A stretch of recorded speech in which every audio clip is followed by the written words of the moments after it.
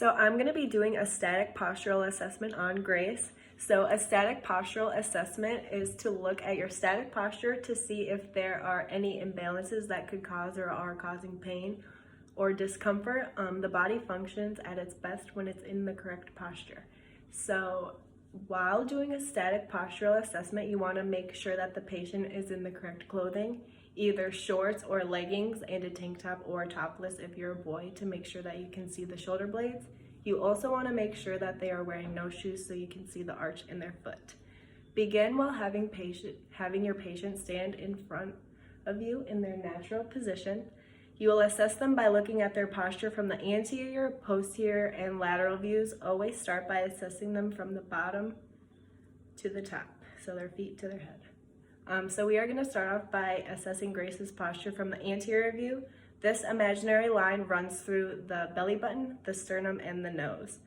We are going to start off by looking at Grace's feet, making sure that they are parallel and that there is no internal or external rotation. Moving up to the knees, we want to make sure that the patella is in line with the second and third toe and that there is no valgus or varus stress. Then moving on to the hips, we're going to have Grace locate her ASIS.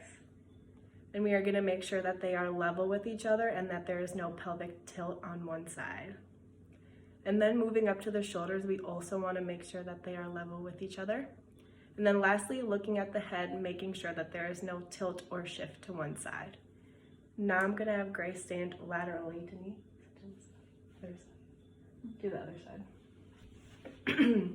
So looking at the lateral view, this imaginary line runs through the lateral malleolus, through the hip, and through the ear.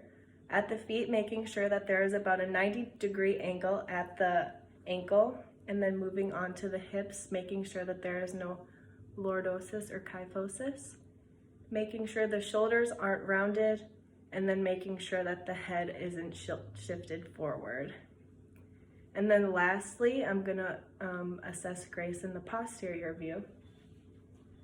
So this imaginary line goes up the spine and through the neck. Looking at the feet, making sure that there is no internal or external rotation. And again, at the knees, making sure that there is no internal or external rotation there. Now I'm gonna have Grace locate her PSIS and making sure that they are level.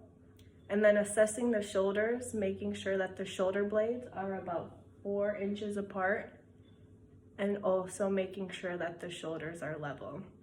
And then also making sure that the head is forward and not tilted to one side.